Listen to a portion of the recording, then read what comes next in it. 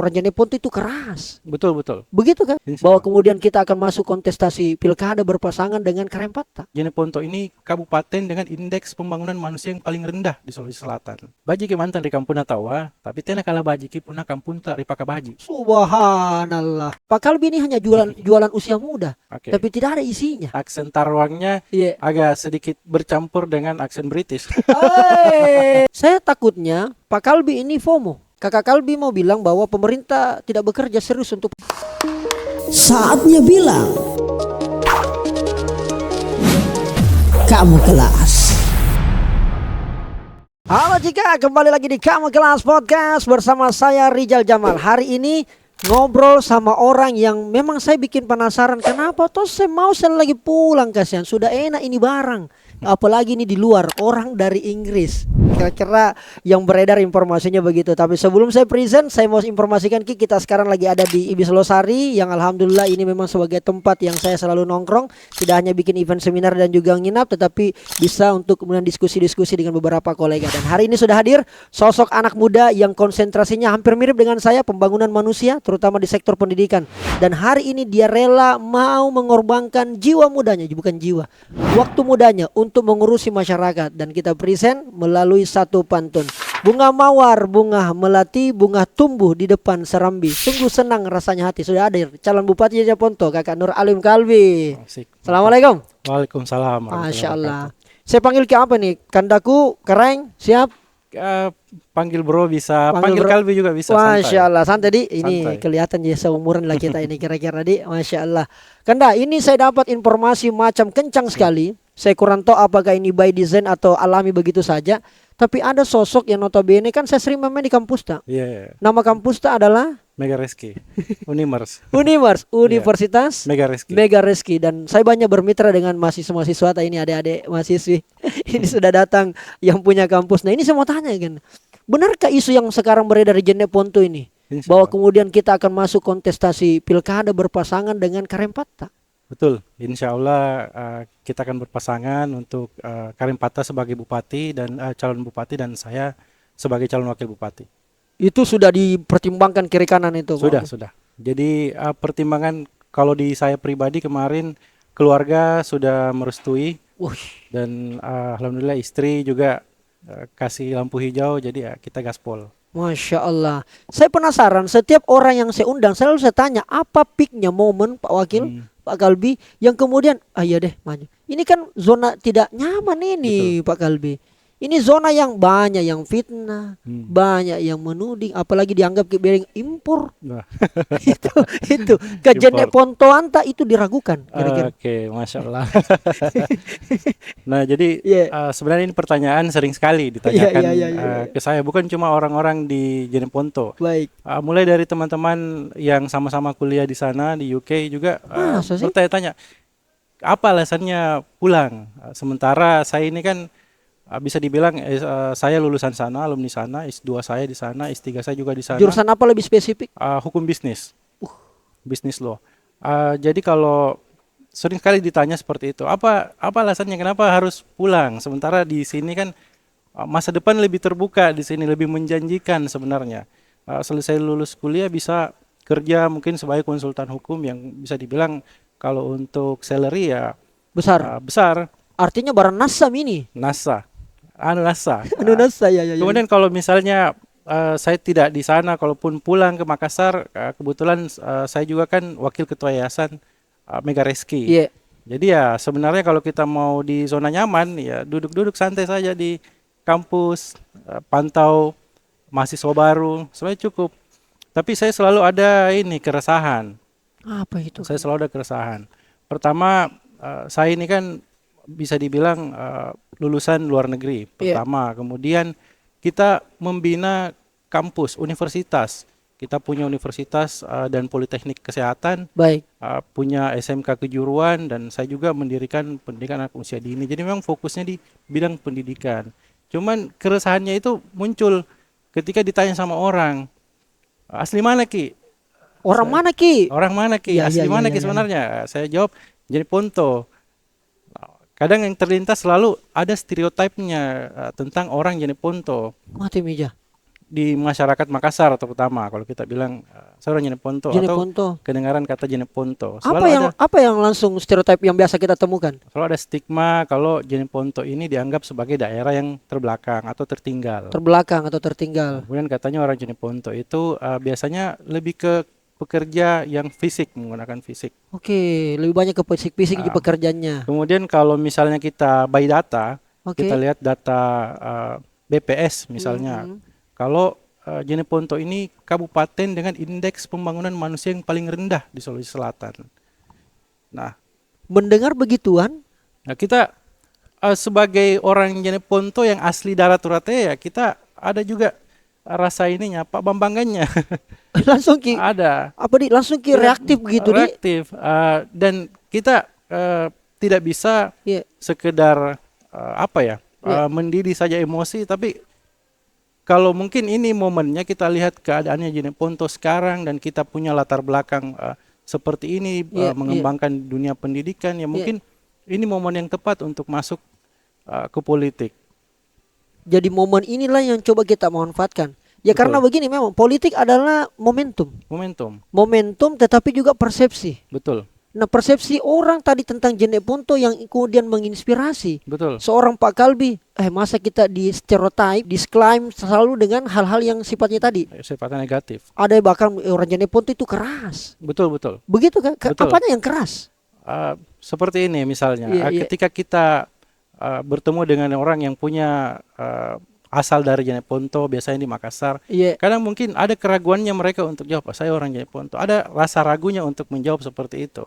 Oke. Nah, ini yang nantinya kita berusaha untuk rubah supaya yang awalnya orang itu ketika ditanya asli mana mereka ragu jawab Jeneponto, kita ingin rubah itu jadi rasa bangga. Jadi ketika mereka ditanya asli mana, mereka jawab saya orang Jeneponto dan ada Jeneponto pride-nya mereka ungkapkan Ada itu. Jeneponto pride-nya. Iya. Kebanggaan menjadi orang Jeneponto. Ada kebanggaan menjadi orang Jeneponto. Hari ini kita lihat Jeneponto kan dianggap daerah tertinggal, daerah Iya. terbelakang. IPM-nya tadi salah satu indikator IPM itu kan ada kesehatan, kemudian pendidikan dan kesejahteraan. Masuk itu penilaian. Penilaian itu yang jadi penilaian menentukan indeks pembangunan manusia. Baik. Nah, sekarang kalau misalnya kita bicara pendidikannya, hari ini menurut data BPS di Jeneponto itu masih ada sekitar 16,28% angka usia kerja yang masih buta huruf. Jadi ada 16% angka usia kerja. Jadi angka usia kerja itu di Jeneponto ada 200.000 orang dari total populasi 410.000. 209.000 itu merupakan angka populasi kerja dan 16,28%-nya itu buta Buta huruf. huruf. Dan buta huruf di Jeneponto ini menjadikan Jeneponto kabupaten dengan tingkat buta huruf paling tinggi di Sulawesi Selatan. Serius ki ini? Bisa kita Saya lihat baru data tahu BPS. ini loh informasi dari Pak Kalbi. Bisa kita lihat di data BPS. Nah, nanti kita mungkin bisa ini Bisa capture. attach, bisa Iya. attach. Oke, bisa di-attach. Dan itulah yang menjadi salah satu dari sekian banyak alasan yang kemudian memantik Salah ada satu. panggilan. Salah satu dari sekian banyak alasan. Saya tambahkan alasannya boleh. Apalagi tuh? Nah, di Jeneponto hari ini masih menjadi kabupaten dengan angka usia sekolah yang putus sekolah. Jadi ada yang paling tinggi, salah satu yang tertinggi. Jadi ada sekitar 2.500 anak usia sekolah yang putus sekolah. Jadi bukan yang paling tinggi tapi salah satu yang tertinggi. Oh my god. Keras betul ini nih. Keras. Nah, kemudian kalau kita lihat SDM, tadi kita masih bicara masalah di bidang pendidikan. Jadi angka usia kerja tadi 200.000 orang, mungkin ada 100.000, ada sekitar 100.000 atau setengahnya, Iya. 50%-nya dari angka usia kerja ini yang hanya tamatan SD. Jadi 200.000 orang, sekitar 100.000 atau 50%-nya hanya tamatan SD. Pak Kakak Kalbi mau bilang bahwa pemerintah tidak bekerja serius untuk persoalan ini. Saya tidak bisa mengatakan kalau pemerintah tidak bekerja serius, tapi seperti ini. Apa yang saya lihat hari ini cukup bisa mengatakan kalau hari ini Jeneponto butuh pemimpin yang bisa memberikan solusi out of the box. Bukan hanya bergantung dengan dana daerah misalnya, APBD maksudnya. APBD. Karena APBD di Jeneponto ini sangat terbatas untuk dimanfaatkan untuk misalnya mengembangkan sektor-sektor seperti bidang pendidikan atau bidang kesehatan yang menjadi salah satu indikator IPM tadi. Untuk mengcover semua masalah Jeneponto menggunakan dana APBD itu tidak cukup. Tidak cukup. Pandangannya seorang Pak Kalbi. Betul. Sehingga butuh ide, Butuh ide. atau butuh mungkin jaringan yang Betul. kemudian bisa membantu ini. Betul. Itu yang sebentar saya tunggu jawabannya Betul. seperti apa. Siap. Tapi saya mau Pak Kalbi bahwa ini kan berpasangan dengan seorang figur yang luar biasa terkenalnya di Jeneponto, Karempata. Betul. Karempata. Apakah memang sudah ada niatan mengingat seingat saya Karempata ini adalah calon bupati yang sudah punya pasangan sebelumnya. Oke, betul. Betul kan? Betul. Tiba-tiba berganti atau bisa di tengah jalan. Betul. Ini memang kita langsung Kareng. Saya juga ada Mak misalnya. Ya toh? Saya sudah di sini seperti biasa Gibran kalau Iya, bilang. betul. Apakah memang begitu proses komunikasinya dengan atau mungkin orang yang dorong kita masuk ke wilayah ini? Nah, jadi kalau mengenai hubungan sebelumnya, misalnya Karempata dengan pasangan yang sebelumnya, itu saya tidak bisa mengomentari terlalu banyak. Baik. Tapi yang jelas pada saat saya ditawari kesempatan ini, saya kan mempertimbangkan, saya melihat bagaimana landscape politik yang ada di Jeneponto, Baik.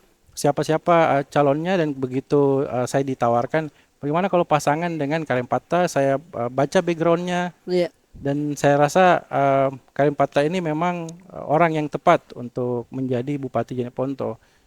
Kita lihat rekam jejaknya beliau tidak pernah tersangkut kasus korupsi Atau kasus hukum. Kemudian beliau ini merintis karir dari awal, mulai dari kepala desa, kemudian pernah menjadi kepala dinas, Baik. kemudian sempat menjabat sebagai sekda, dan hari ini menjadi Anggota anggota DPR. DPRD provinsi. Itulah yang menjadi indikator kemudian tertarik juga dan Betul. sebagainya. Saya takutnya Pak Kalbi ini FOMO.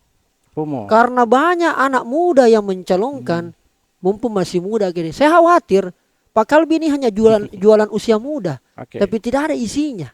Betul. Kira-kira begitu. Oke. Atau apa yang atau hanya mengandalkan keluarga saja. Oke. Ini bagaimana Anda bisa menjawab pertanyaan-pertanyaan seperti itu, Pak Kalbi? Oke, pertama kalau misalnya disebut FOMO, Yeah.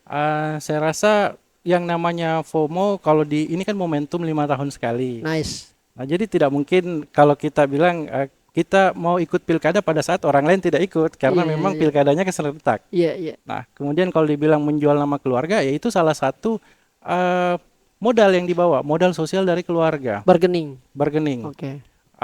Kemudian apalagi kalau dibilang kapasitas, saya kan sebelumnya ada di bidang pendidikan, seorang akademisi, kemudian saya menjabat sebagai wakil ketua yayasan Oke. Universitas Megareski, dan kita membawahi itu satu perguruan tinggi yang hari ini membina 8.800 mahasiswa.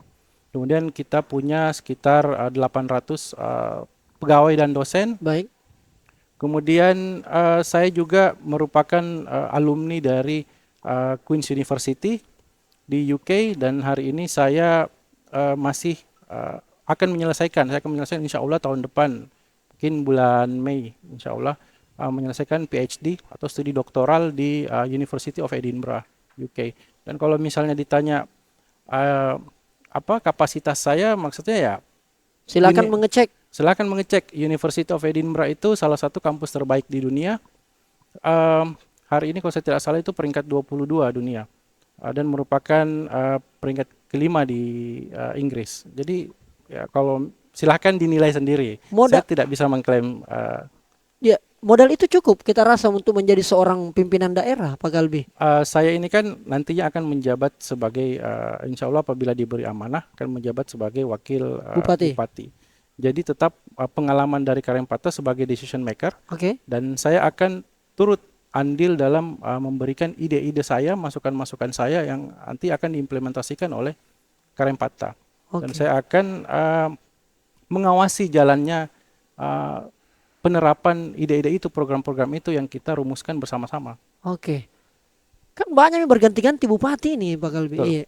Dan masalah-masalah kita tidak jauh dari situ kalau saya perhatikan ini Jeneponto. Sebagai orang luar yang kemudian silent reader, membaca silent, melihat oh begini Jeneponto. Saya punya banyak teman Jeneponto. Saya sepakat banyak orang kemudian tidak terlalu ini dengan Jeneponto. Kalau sudah keluar dari Jeneponto agak berat mau kembali. Kira-kira begitu yang terjadi dari beberapa teman. Sehingga apa terobosan baru? What something new? Apa yang baru dari Pak Kalbi nanti bersama Karempata? Kalau kemudian konsentrasi saya lihat adalah ingin membangun manusianya. Betul. Oke, saya tanggapi dulu tadi sedikit mengenai apa orang-orang Jeneponto misalnya ketika mereka keluar, terus tidak mau kembali. karena apa mau dibikin katanya? Betul. Jadi saya juga orang yang suka merantau. Jadi begini, merantau itu mengajarkan kita bagaimana rasanya rindu dan memberitahu kita kemana kita harus pulang. Ketika orang-orang Jeneponto ini merantau, ketika sudah rindu, maka mungkin itu saatnya untuk pulang, untuk mengabdi. Dan itu yang saya rasakan. Saya selalu dibawa oleh nenek saya di Jeneponto dulu jalan-jalan di belakang rumahnya di sawah di Taruang. Nah, itu yang jadi memori masa kecil saya. Yang ketika saya ingat nenek saya selalu ingat Jeneponto. Dan saya bilang ini mungkin momennya saya rindu dengan Jeneponto, mungkin ini waktunya saya pulang untuk mengabdi. Seperti itu. Dengan segala pengalaman, kapasitas, pengetahuan yang kita pakai, yang kita dapatkan di luar negeri pengalaman, itu, kita mau bawa ke Jeneponto. Betul. Karena ada kerinduan juga dari kita ingat nenek dan sebagainya. Betul. Nah, tadi tadi pertanyaannya kita ini apa solusi yang mungkin bisa saya tawarkan? Apa yang baru? Spill dulu dong. Anak-anak ini suka di-spill. Oke. Jadi begini. Tadi mengenai pendidikan. Baik. Kita bicara pendidikan. Ada angka putus sekolah. Jelas. Usia sekolah dan mereka putus sekolah.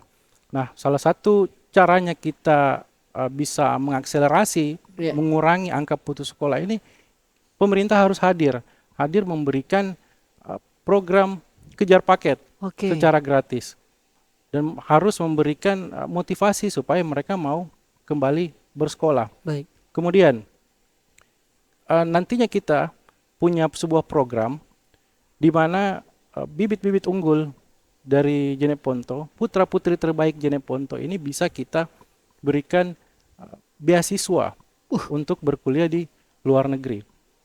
Serius gini nih? Nah, oke. Bagaimana caranya? Nah, susah itu barang kasihan. Nah, betul. Susah. Susah. Saya ini sebagai penerima beasiswa dalam negeri saja Pak Kalbi susahnya minta ampun. Betul.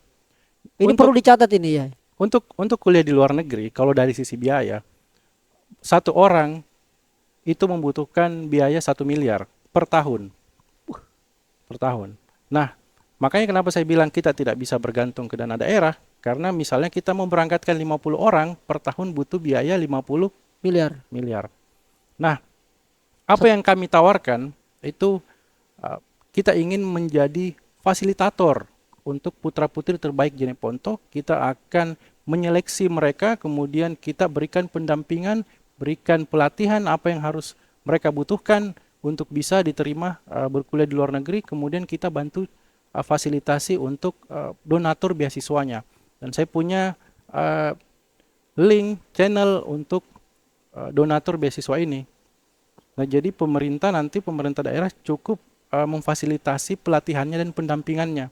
Untuk biaya berkuliah di luar negerinya, untuk biaya hidup di luar negerinya itu nanti ada donatur atau penyelenggara beasiswa yang menyediakan. Kita yakin bahwa pemerintah daerah dengan segala kewenangan yang ada maupun terbatas itu bisa dilakukan itu tadi? Betul. Sebagai fasilitator? Betul. Karena pemerintah itu menarik. Kepala daerah kan punya posisi tawar yang cukup, punya bargaining position, dan yang bisa kita manfaatkan untuk mempromosikan, mensosialisasikan hingga ke pelosok-pelosok daerah. Karena saya yakin begini, putra-putri Jeneponto hari ini itu cuma tidak ada kesempatan untuk berkuliah di luar negeri, karena saya yakin mereka punya potensi yang sama besarnya dengan kabupaten-kabupaten lain. Coba kita bayangkan, 1 tahun kita bisa berangkatkan 50 orang putra-putri Jeneponto ke luar negeri, entah itu ke Inggris atau ke Jerman untuk belajar, menimba ilmu di sana. Kemudian setelah mereka pulang ada 50 lulusan luar negeri yang siap mengabdi untuk Jeneponto. Bisa kita bayangkan kalau mungkin hari ini saya anggap oh ini lulusan luar negeri mungkin bisa merubah Jeneponto. Bayangkan nanti ada 50 orang setiap tahunnya yang pulang ke Jeneponto untuk mengabdi ke Jeneponto. 50 orang lulusan luar negeri. SDM unggul. Karena kalau kita mau bersaing dengan kabupaten-kabupaten lain, kita harus punya ini SDM yang unggul. Kenapa harus luar unggul. negeri? Karena seperti kita Apakah tahu, bedanya kalau kita sekolah di Oke. Jeneponto, di Makassar, kampus-kampus di sini sudah hebat, atau di Jakarta lah. Kenapa Pak Kalbi langsung mau ke luar negeri? Bisakah memang langsung berubah itu orang kalau dari luar negeri? jadi kalau kita belajar di luar negeri, Ya, kita bukan cuma belajar tentang ilmu pengetahuannya di sana, ilmu pengetahuan yang kita pelajari, tapi kita punya fasilitas yang memadai seperti laboratorium yang canggih, kemudian kita bisa berkomunikasi dengan expert atau para ahli dunia. Kemudian dengan pengalaman berinteraksi dengan orang-orang dari negara lain, itu memberikan kita pemahaman atau wawasan bagaimana menyelesaikan suatu persoalan. Itu yang memberikan kita pertama problem solving yang baik, kemudian critical thinking skill, dan ini yang dibutuhkan hari ini, problem solving dan critical thinking. Kita bisa melihat suatu permasalahan itu dari berbagai aspek, kemudian kita bisa menyelesaikan masalah ini sesuai dengan kebutuhannya. jadi isi kepala, mental itu akan secara Betul. Berubah. Termasuk etos kerja, disiplin kita dalam bekerja. Itu dia. Itu yang paling penting. Dan Anda rasakan itu Pak Kalbi? Betul, terasa sekali. Makanya selalu ada istilah culture shock. Karena Culture shock. ketika kita di sana bukan cuma culture dalam hal berpakaian yang berubah, tapi cara berpikir, cara berkomunikasi Cara dengan orang berkomunikasi. lain. Itu Tingkah semua beda. laku ya, behavior Tingkah laku, kita. behavior, dan kebiasaan kita semuanya berubah. Dan kita harus beradaptasi, dan ketika kembali ke sini, itu yang nantinya disiplin kerjanya, etos kerjanya itu yang kita terapkan. Di samping ilmunya yang memang ilmu-ilmu di sana Ya. memang jauh lebih maju daripada yang ada di Indonesia. Tapi kalau saya boleh titip ini kepada kita Pak Kalbi, karena Pak Kalbi sudah masuk ke wilayah situ, selalu sederhana pikirannya biasa itu masyarakat kalau saya tanya. Betul. Jangan mikir yang terlalu tinggi-tinggi dulu mau ke luar negeri. Yang masalah-masalah kecil mau dulu kasihan. Saya mencoba menerawang. Betul. Masalah di Jeneponto mungkin kalau pendidikan mungkin sarana belum terlalu memadai semua. Betul. Kenapa enggak fokus itu dulu? Yang kedua, guru. Guru. Nah, ini Guru. salah satunya. Iya, guru. Oke. Ini kalau saya bicara pendidikan, Pak Kali mohon maaf Betul. kasihan.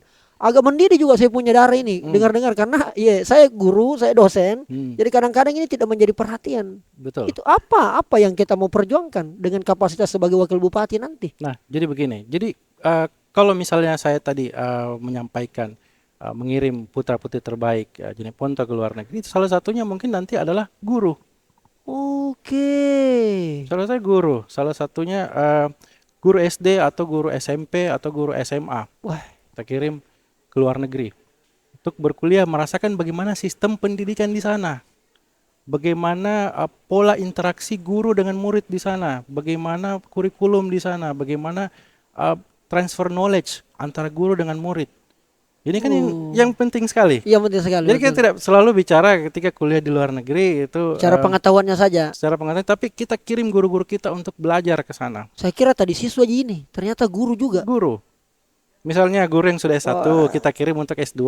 Waduh, Seperti itu. luar biasa ya.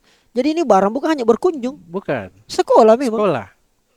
Sekolah. Anda bisa komitmen Pak Kalbi? Bisa komitmen karena seperti ini. Program ini sebenarnya bisa dijalankan, syaratnya satu. Anda pernah merasakan kuliah di luar negeri dan Anda tahu jalurnya. Cocok kita. Pernah merasakan, Anda sudah rasakan. Sudah. Kita tahu jalurnya. Tahu jalurnya. Kita tahu petanya. Tahu petanya. Kita istilahnya kita sudah tahu, sudah pernah lewati jalannya, kita sudah hafal jalannya. Luar biasa ya. Oke. Artinya motivasi dengan angka yang kita baca bahwa Jeneponto termiskin, mohon maaf, tertinggal. Pengaruhnya faktornya adalah pendidikan. Pendidikan. Inilah yang membuat seorang Pak Kalbi mendidih darahnya. Betul. Sebagai darah Jeneponto ini. Iya. Oke, menarik. Berarti hal-hal sebesar itu pun kita sangat detail memperhatikan. Tentu yang kecil-kecil juga menjadi Iya. pasti yang itu dulu dasar. Pasti. Itu yang paling dasar. Pendidikan kan fundamental. Oke.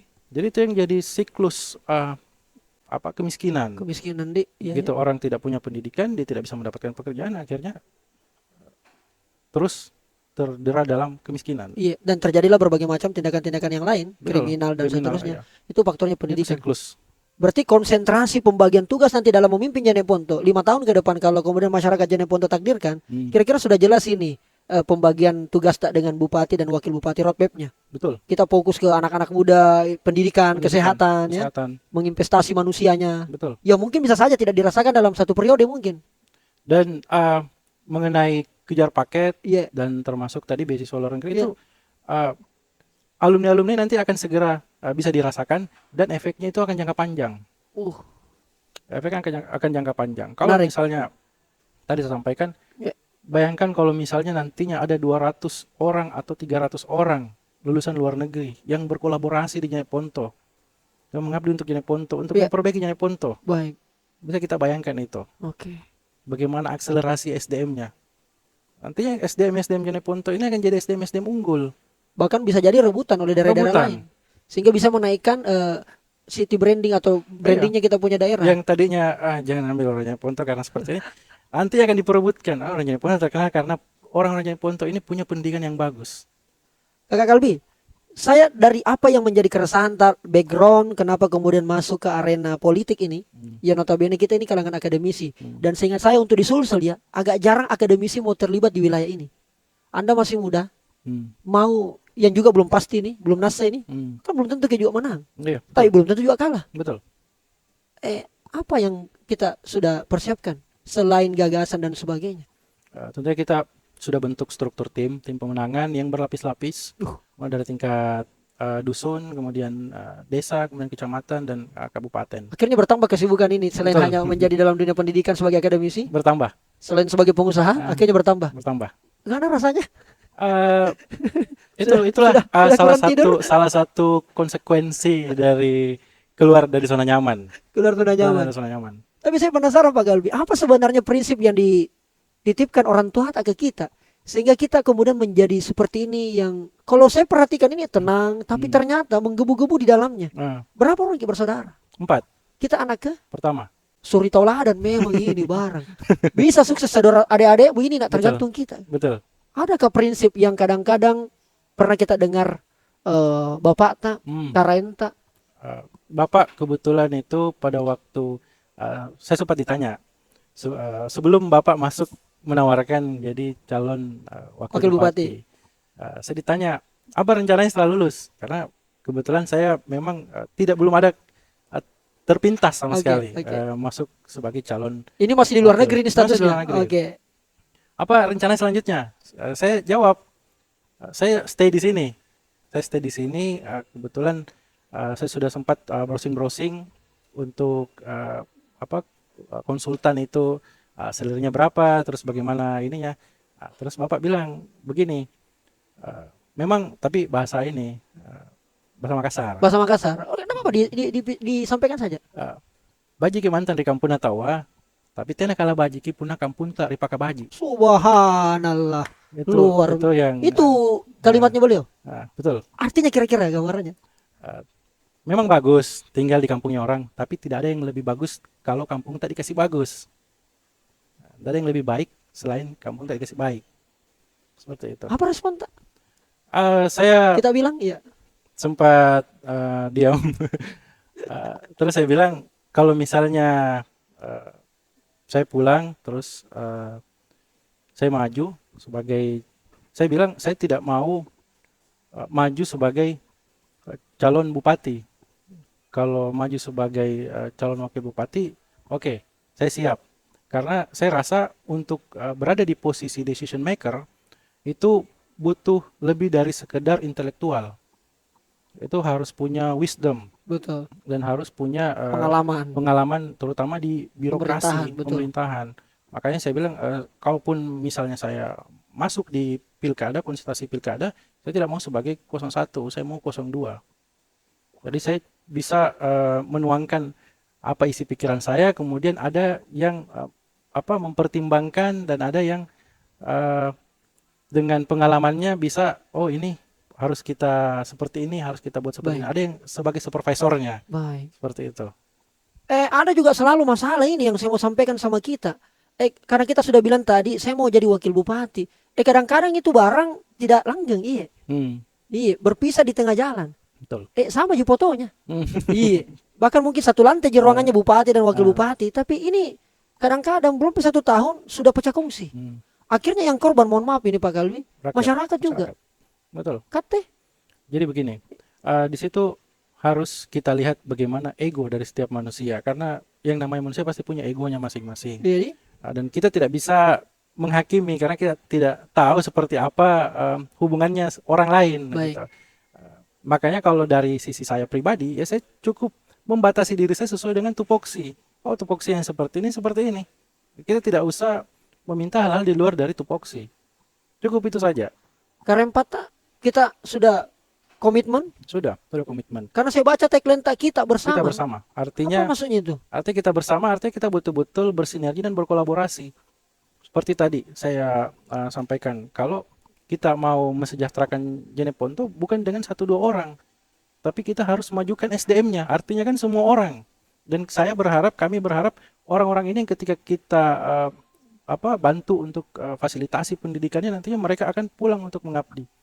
Artinya kita bersama-sama membangun Jeneponto.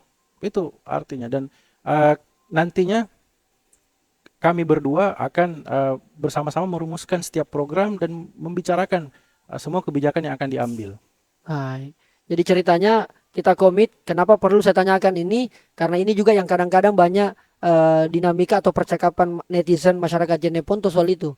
Calon bupati dan wakil bupati hanya fokus untuk menang. Betul. Tapi tidak fokus untuk bersama sampai akhirnya kadang-kadang masyarakat, ya lebih parah lagi karena ada timnya wakil bupati, ada timnya bupati yang kadang-kadang ya ini baku cerita dan sebagainya. Tapi ini komitmen Pak Kalbi ya, demi masyarakat Jeneponto.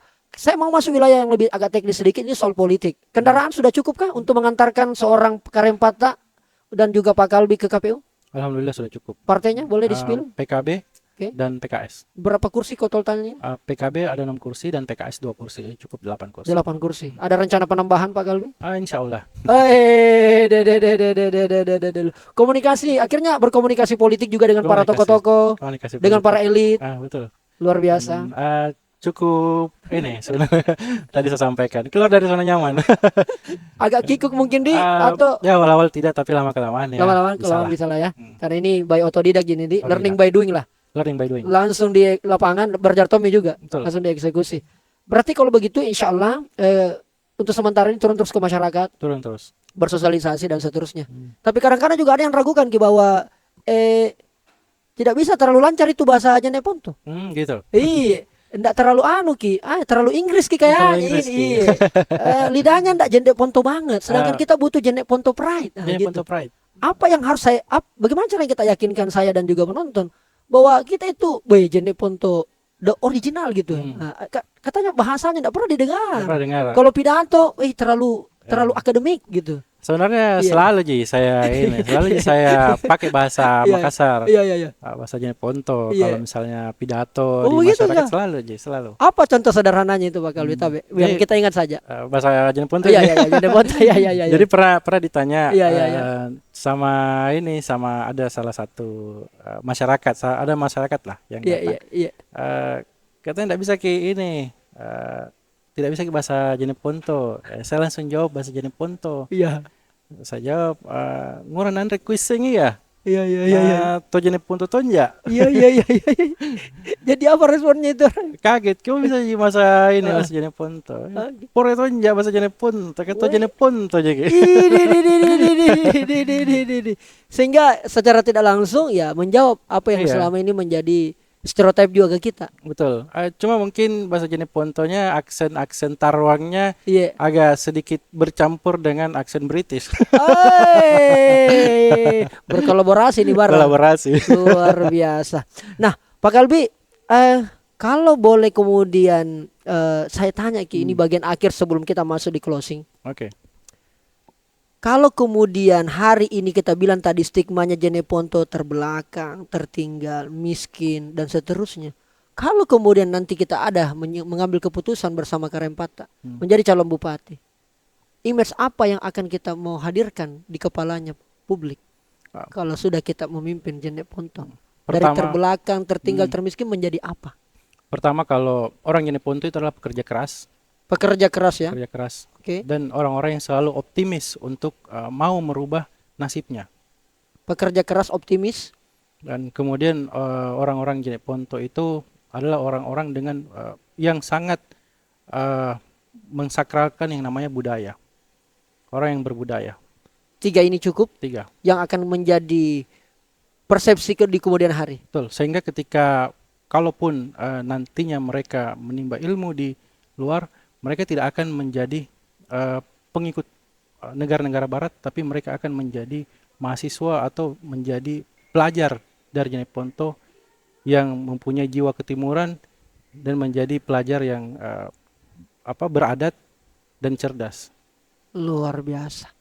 Kalau ternyata nanti kalah Ki di pilkada ini, Oke. tidak malu? Apa kita mau bikin selanjutnya? Kenapa harus malu? Yang namanya orang berkontestasi, sometimes you win, sometimes you learn.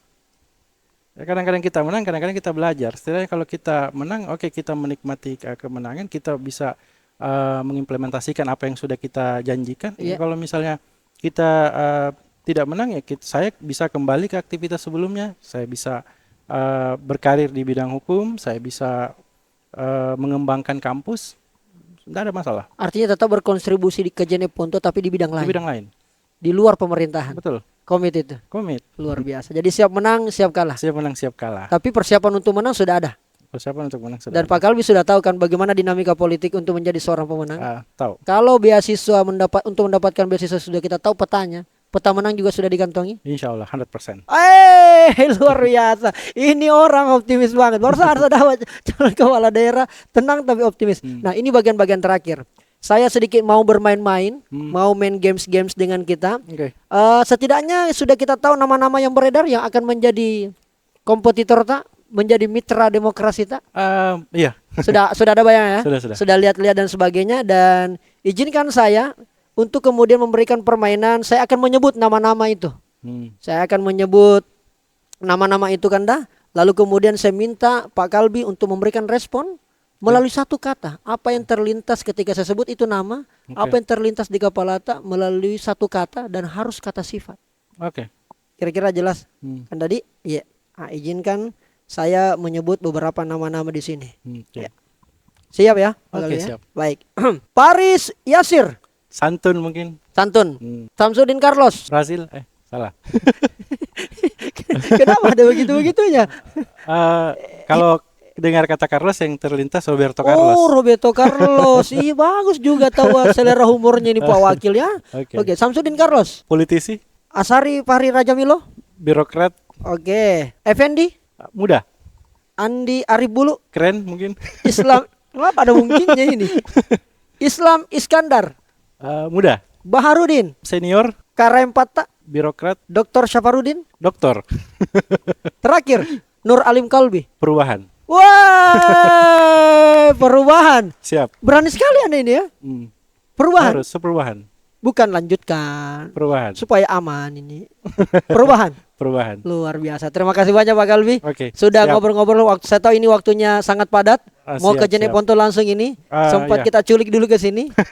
Aman. Dan saya tahu ini pasti masih banyak yang kita mau kupas. Tapi tentu di momen-momen lain.